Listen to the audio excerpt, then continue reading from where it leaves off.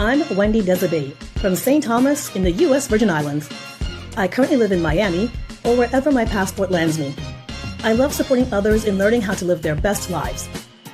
I'm Derek Lumpkins, a Boston-born globetrotter and photographer with the soul of a polyglot.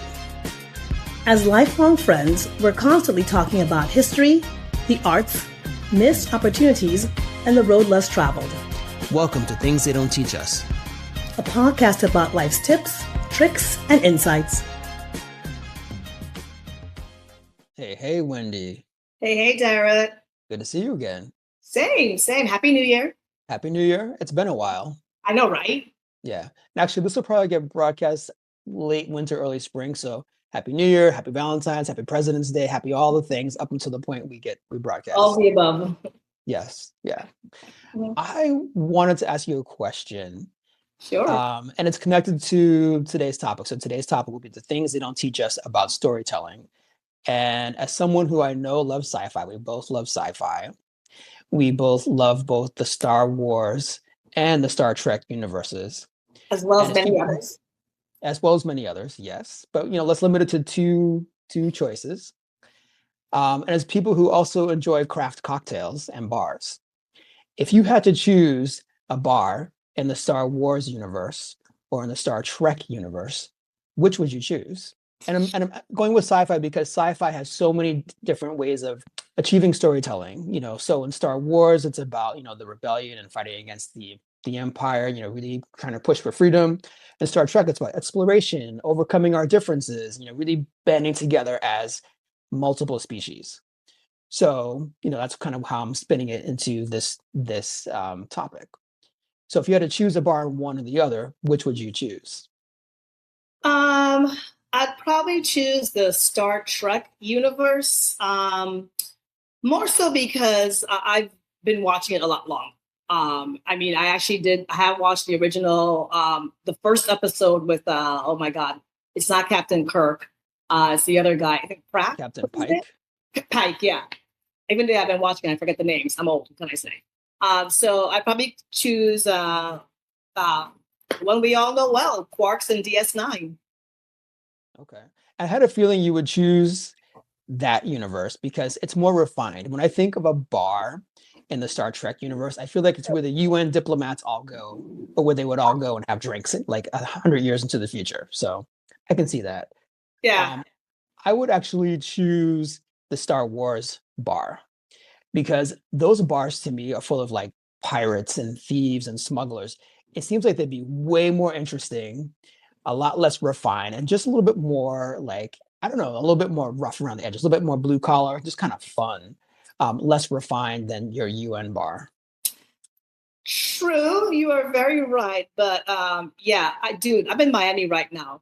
If I want to hang around a bunch of pirates and thieves, I'll go to a bar down the street from my house. So I'm okay with being a little refined. Okay, fair enough. So this should be an interesting conversation because we have a new guest, someone who's new to both of us. Mm-hmm. I did meet him at a bar in Barcelona. Mm-hmm. Like I said, I like sci-fi, I don't like bars, I like craft cocktails. So we met at a bar in Barcelona, and I forget how we started talking about the different topics, but he mentioned that he's an urbanist and he's also a novelist. Ooh. And yeah, I know it's a very interesting combination. I don't think I know any urbanists except for today's guest. Actually, I don't think I know any novelists either, except for today's guest. So this was like a really interesting conversation that I had with him. And the initial conversation was very short because there were a bunch of us chatting, and then we arranged to meet again. No, I found him again at the bar. And then I said, okay, I really want to talk to you and just hear more about your urbanism and your not novelism, but like your writing. And he was very generous with his time, and here we are today. Great. Well, that gives me an intro for the bio. Today's guest is Douglas S. McDaniel, and we got to find out what that S stands for. Douglas S. McDaniel is a writer, futurist, and narrative strategist whose work sits at the intersection of storytelling, systems thinking, and power. Over the past 3 decades, he has worked across public health, future mobility, smart cities, and global mega projects, living and working across Europe, the Middle East, and the United States. More stamps in his passport. As a white writer working across cultures and histories, he is deeply interested in what storytelling education leaves out, whose stories are centered, what knowledge is hidden, and how narrative power operates beneath the surface. His works challenge the writers to move beyond technique toward ethical, system-aware storytelling. Please welcome Douglas S. McDaniel. And the crowd goes wild. Hey. Great being here, guys. Thanks for having me. Thank you Thanks for for being joining us. here. Can I vote on a bar? I was Yeah. just about to ask you. Yes. I'm going to go with 10 Forward, but not the one on the Enterprise, but the one in the Picard series where Picard returns to meet up Guinan as a younger woman in a kind of a time travel thing. And that, to me, was a really cool bar. Was that on a planet or where was that one? It was on Earth. Yeah. I think it was in New York, if I recall Okay. correct. But it was like an old neighborhood, and it was kind of cool. I missed that one. It's kind of like a deep cut. So I remember seeing it when I went through all of the Star Trek Enterprise ones a couple of years ago. Mhm. And it's a deep cut. Like you gotta like really like find that episode, but it's a good one. Okay, we can go down this rabbit hole of Star Wars and Star Trek very, very quickly, and I'm a willing victim. But Sure. That's why we're here today. That's true. Let's bring it down. Let's bring it down to Earth, modern day Earth. So, Doug, we do know that you have done a lot of travel. It was referenced in your bio. And so I'm just curious, could you just give us kind of a sort of like a run through of like how your travels have influenced your writing? Like, how do they inform your writing? How did you even get started with traveling? I will. Yeah. Let me start with just kind of a super dense bio bit because I think it'll help. As a storyteller, I started in high school, well, junior high school and high school as an editor of my school newspaper, cartoonist, and then moved quickly into corporate storytelling. And did a lot of work for the Centers for Disease Control and Prevention in Atlanta, the U.S. Department of Energy, in nuclear power. And that was many, many years ago, 30 plus years ago. Then I started moving into more IT-related, building a wayfinding kiosk system in Atlanta for the Olympic Games in '96. A buddy and I were just messing around with interactive maps. And we kind of got lucky and bid and won a $5 million contract to build this system that up and ran for like, almost 10 years, I think. Then I moved into more corporate global engineering and construction with Bechtel. Built the Channel Tunnel, built the Hoover Dam, 120-something-year-old family-owned company. And it was kind of... I was working on a proposal for NASA for the launcher for the Orion program for Bechtel to build that system, the Mobile Launcher 2. And as a result of that project, I was asked to go to London and work out of that office on some nuclear projects that then led to me working on a super secret project in Saudi Arabia, which people now know as NEOM and The Line. And I was one of the proposal writers for that huge project. And I ended up working in Saudi Arabia for 4 years. During that time, I got a little place here in Barcelona. But back many years ago when I was a community activist in Knoxville, Tennessee for many, many years, and my ex-wife and I, we ran a bed and breakfast, I wrote like 5, 6 local history books about neighborhoods and connectedness and community, and not nostalgically, but as a kind of an empowerment tool that led to some redevelopment initiatives. And so that's the quick version. And I've just released my first novel, which is set in the years after the death of Alexander the Great. It's called Ghost Emperor. And shameless plug, self-promotion there, I guess. But that novel is now out. The audiobook comes out next week. I'm really excited about that. The narration was very hard, but I did it. You narrated your own audio. Yes, Oh, wow. I did. Now, I find this fascinating, not to digress or anything, but you're talking when people think about storytelling, they don't think of it in terms of marketing or media or even history. Right. And here you are plugged into that. That's actually very interesting. Yeah, and I think it's more than just history, Wendy. I think I call it systems thinking. And some other things I've written that Derek and I have talked about, and I won't bore you with details, but whether you're writing about history like in 19th century America, or you're doing speculative futurist fiction, it's important. I think as writers, what they never teach us, what they don't teach us is that it's more than just character development, but it's really about world building and story ecologies. So let's say you're writing a book about Savannah during Reconstruction.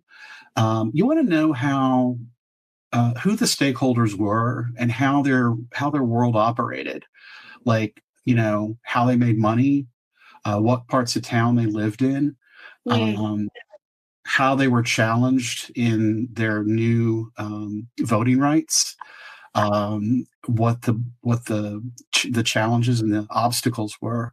So that's where I really approach my writing, is across history, across worlds, across class structures, is figuring out how to what I really call story ecology. And I'm happy to jump into more of that. So before we do that, let's talk about your influences. So, you just gave us that incredible rundown of all the things that you've done and all the places that you've been. And so that Mhm. had to have an influence on you and on how Yeah, you develop your stories and what you look for in stories, like, just how it sort of impacted your development. So can you just give yeah, us a sense of that? sure. Um, I actually I teach some private writing workshops, and I have a whole session I do on story sparks, where stories come from and what motivates you. One of my marketing team, she's like, I'd really love to tell stories, but where do you get your ideas from? Mm. And so I was actually so Wendy, to your point earlier, I've been, I think 32 countries in the last 6 years, including through COVID, because of work.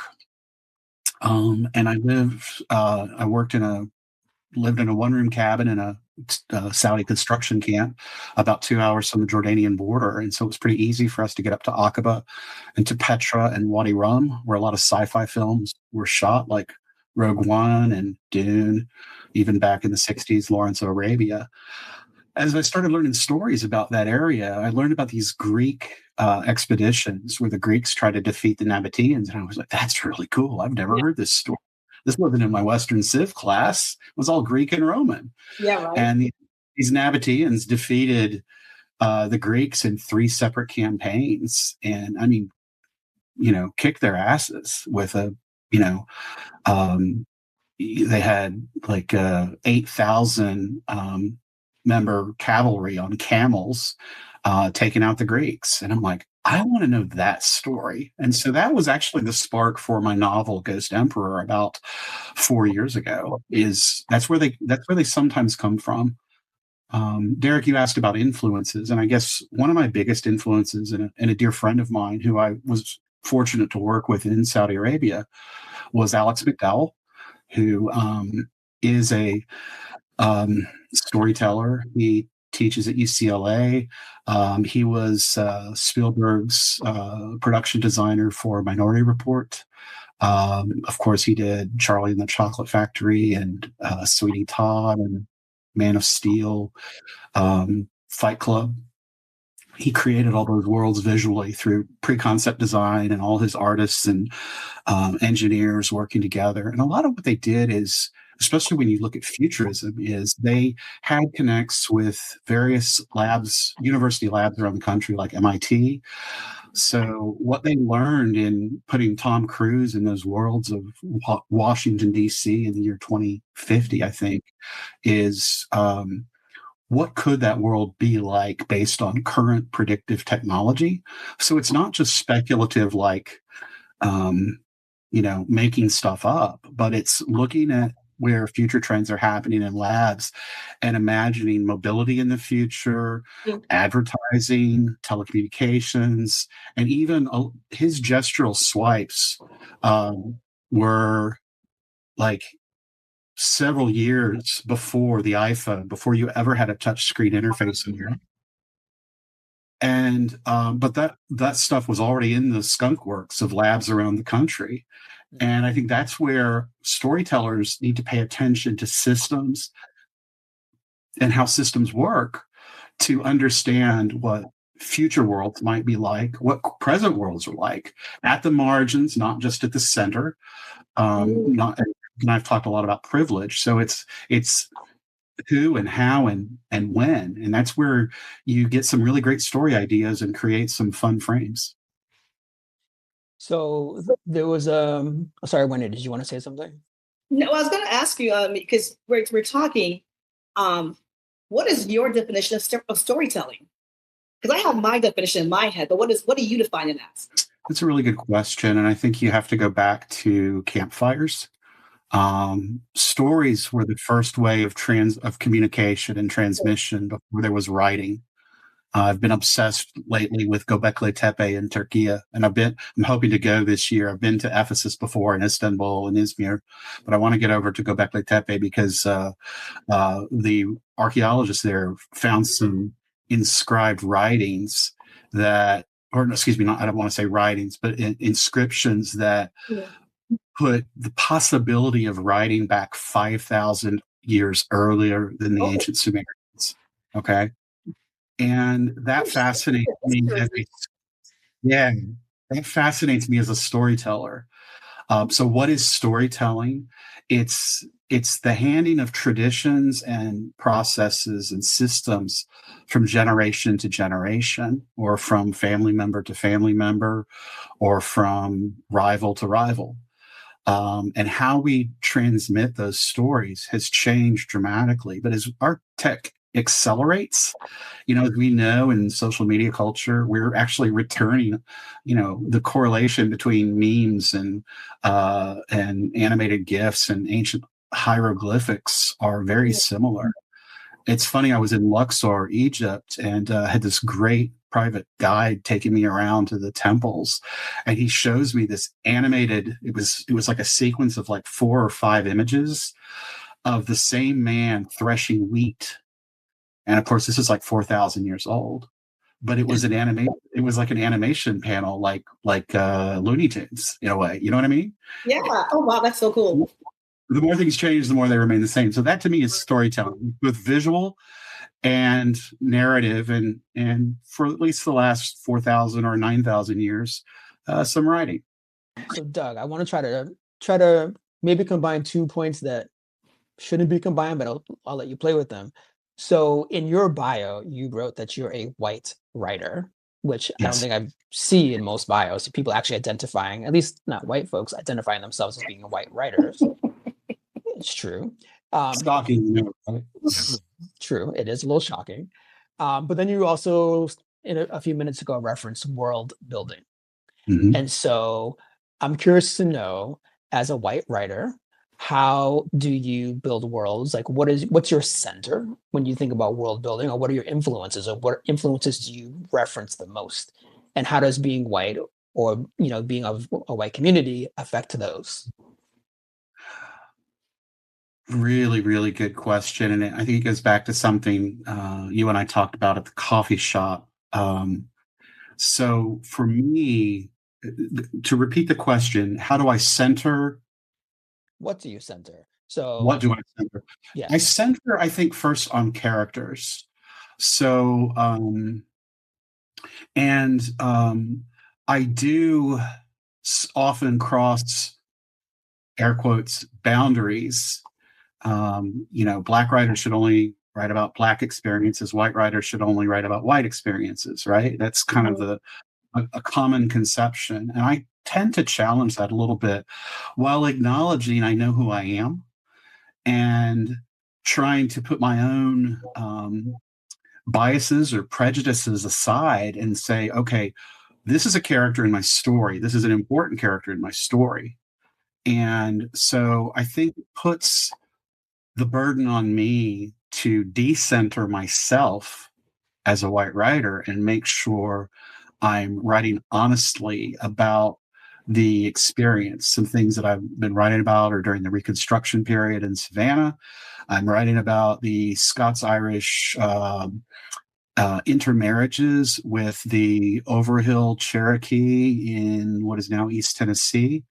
Notice I said what is now East Tennessee, because you have to have an understanding of time and place and people to make sure that you're decentering the often dominant narrative to be more reflective of all the other folks in the room or around the campfire. Powerful. So I guess I don't think people understand how much storytelling impacts their day-to-day lives, as far as media. We're not even get into the news, but just advertising, marketing. I'm trying to frame my question. It's even also how the stories people tell themselves about who they are.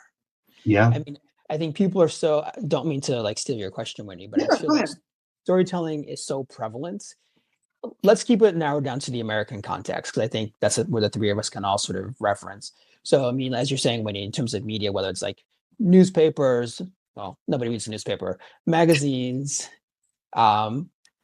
advertising, social media, the stories that people tell themselves about who they are. So in social media, at least, you project an image of yourself because you want to tell a story of success or happiness or beauty or, power, whatever it is. And in the media, let's stick with advertising, we're being told stories like take this shot and you'll be thin, or buy this car and you'll be faster or more successful, or wear this diamond, or wear, spray this spray, you'll be better than who you actually are. You'll project a different story. Is that where you're kind of going, Wendy? Yeah, because I guess I'm fascinated when I watch, because my degree is actually in marketing communications.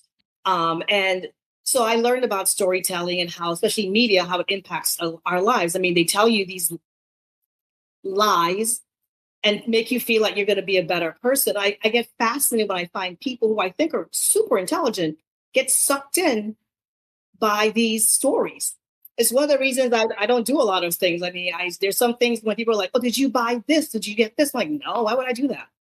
Yeah. My favorite one now these days is, and I not to get too specific, there's these series of car commercials, insurance for your car. And if you buy this insurance and something bad happens, we'll take care of all your problems. And we know that's not true, but people buy into it. But this might go kind of back to Doug's earlier point around systems thinking. So, a lot of what we're describing is we're talking about capitalism as a system by which our lives are sort of governed and moved. So I think that's part of what's going on. I think that's part of what we're referencing here. I think that's part of your question is like the system of capitalism. And capitalism is so good at what it does that you don't even know that's happening to you. That's one of the things about capitalism and the stories that it creates and the narratives that it creates for you, is that it doesn't let you know that it's there. But you still want that. You still got to get there. You still got to like have this thing because somehow the system makes you believe that that's important. Very true. Two observations, and I think it's for both. I think there's a universal understanding that while we may not all be writers, we are all storytellers. And it's stories we tell others, like you were talking about social media, and stories we tell ourselves, which gets to ego, self-worth, imposter syndrome. I'm worse than everybody else. I need to buy that product. That will make me feel better. That will solve my problems. And so we're sort of trained and ingrained to start doing that to others. So I've got to convince you through my public presence what a great person I am and what a this I am and that. Whereas if we're truthful, what they don't teach us is to be honest with ourselves and honest with others, whether it's in marketing and communications or it's in narrative storytelling. If I'm hitting your vibe here, because I think what's important is that we acknowledge that there's a difference between craft mechanics. I'm not great at social media. I understand it. I work with others to get it done because there are craft mechanics to that. to that type of storytelling. I write long form narrative. I write essays. I host podcasts too. And so I like conversations. So I'm going to be speaking here to two types of people. They're all storytellers, and some may want to become better writers. Okay. And I would distinguish between the two because I think we are all I used to teach a workshop called We Are All Storytellers. And this was primarily to architects who were writing lousy briefs for the companies that were going to be bidding the work. And I was explaining to them how they needed to tell a better story in their brief about whether it was a hotel they were wanting to get designed or a resort property or a golf course. It was like, guys, your brief is really generic and really not helpful. Okay. So whether you're an engineer or an architect or a nutritionist or a pharmacist, or just picking some different fields, you're a storyteller. You're trying to convince someone of something else to make them feel better, to make them buy something. But what we fail to teach people is the difference, I think, between craft mechanics and systems literacy, if that's helpful. Because often what writers are taught is those mechanical techniques and not the political, the economic, the systemic histories, and from my world, we'll keep it to America, but one of my particular interest is the global South. And in the global South, you can't understand how to design a building if you don't understand colonial history. I'm taking that last thought and I'm wrestling with it because even those of us from the global North, we were part of colonial history too. 100%. As part of the global North, and it's hard for me to even form this next sentence, but as part of the global North, we impose colonialism on the global South. And it's hard for me to say that because historically, genetically, I'm from the global South, but me personally, I'm from the global North. And so I'm talking about it with this weird duality of thoughts.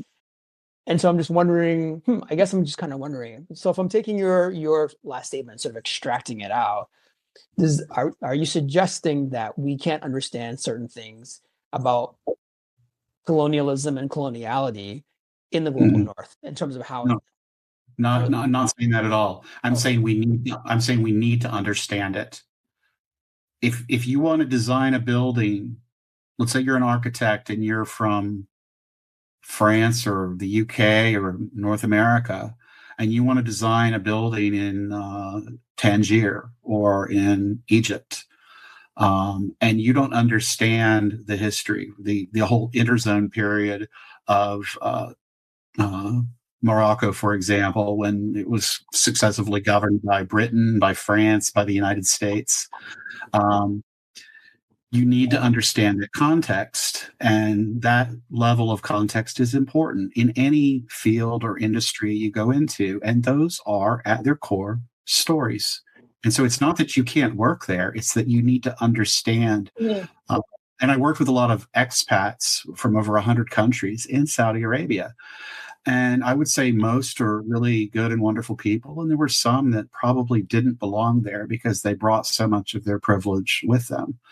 And meanwhile, I met so many local brilliant Saudis and Omanis and Emiratis and Egyptians, Lebanese, who, both from the Levant and the Middle East, who went to Harvard, went to the Bartlett in London, very well educated, love their country, glad to be seeing progress. And so it's when we start working together and when we decenter ourselves, like I said before, we can start to understand how we got here. And I think by understanding, and I worked for Bechtel, which did the original Trans-Arabian pipeline in Saudi after World War II, because Europe was wrecked and Europe needed oil. And the Trans-Arabian pipeline was a lifeline that primarily benefited Europe, not Saudi Arabia. And it wasn't until later that Saudi started staking their claim and just, moving towards self-determination, recognizing the resources that they had. And that was an important development that, I could go deep rabbit hole into that, but I think it was President Roosevelt right before he died met with King Abdulaziz, and they kind of made a deal, but it still primarily benefited the United States. And if you don't understand that history, you don't understand modern mega projects either and how things work today. I have two questions. Sure. One, what does the S stand for? I'm nosy. Stewart. Oh, Stewart. You want to know a funny story? sure. My father was the worst genealogist in history. And so he thought we were Scottish and named me Douglas Stewart McDaniel, thinking we were Scottish. And nope, we're Irish. My other question was, what's the name of your book again? So there's that. The name of my book is My name of my book is Ghost Emperor. Ghost Emperor. Okay, I gotta look that up. Yeah, and it's on Amazon. Yeah. So I am still going to use a little bit more of your time because I know you have 5 pillars that writers are not taught. And so since we are on things they don't teach us podcasts, what are those 5 pillars that writers are not taught? Yeah. Well, we've talked a little bit about some of them, so I'll summarize all 5. So the first one is world building. And that's not decor, not just what things look like. But in Ghost Emperor, I did years of research on Alexander dies in Babylon in 323 BCE. Okay, he's only been the emperor of his whole empire for 11 years, and the succession lasted 43. Okay, 4 times as long. So I found this whole thing fascinating. But I did a lot of research into, okay, what did the Temple of Nebuchadnezzar, where he died, look like? What did it smell like? What cult, ritual, religious practices were practiced there? So that's all world building. It's the social physics, the institutions, the power flows, the resources, and the inequity patterns. Who were the dominant players? Was it the priests? Was it the generals? How did the social classes work? Those are all important things to understand. So what world building, this pillar 1 does, is it reveals systems instead of masking them. Okay. And that then feeds into pillar number 2, which is story ecologies. Because stories do operate within ecologies of class, race, economy, and ideology. So that every character who has a want and a need, right? And in any chapter of a book or scene of a screenplay, every one of your characters needs to have an entry to the scene, an action, an exit, and a link to the next chapter or the next scene. That's something I also teach. So every character, every setting, and every plot is embedded in these systems of story ecologies. Pillar number 3 is about character development. Which is characters are not just archetypes. The hero, the villain, the love interest, those are all real naive and simple. And I think that's what a lot of kind of how we're traditionally taught. But I think of characters as systemic products as well, not just an archetype. How did their background, whether they were born poor or rich or rural or urban, in the 14th century or the 25th century, how do their background conditions shape their motives, their voices, and most importantly, the constraints that are applied to them, either internally to themselves or externally by others? Number 4 is the hardest, I think, and it's dialogue and subtext, because it's really easy to write bad dialogue. Yes. Cheesy dialogue, he was tall, dark, and handsome, or whatever, all the cliches, all the tropes, all of the stereotypes, right? But that will get my attention, I will say. Sure. Fair enough. Yeah. Dialogue isn't just conversation, it's power negotiation. I want something, you want something. Let's negotiate. We can argue, we can flirt, we can, there's a number of ways that dialogue can go down. But what's funny and fun is the subtext, the things the writer puts on the page that they don't put in the words of the characters themselves. But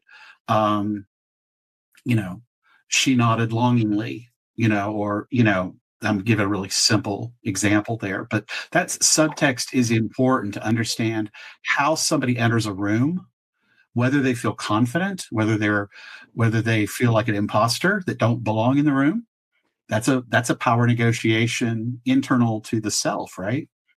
And then the next one is really layered and really important, but it's pillar 5 I call fear, conflict, and the reader's grip. Okay. Fear pulls the readers in. But what are those cultural fears and how are they activated? Is it, money, power, loss? That old expression in business about what people want. It's more than anything, it's fear of loss, hope of gain, and approval of others. Okay. Something I remember from way back in the day, more from a marketing perspective and selling people stuff when I used to sell software years ago. But from fear leads to conflict, and conflict is rooted in systems. It's not just your personal problems or your mental health, although those are important parts of it, and your mental health as a writer, I might add. But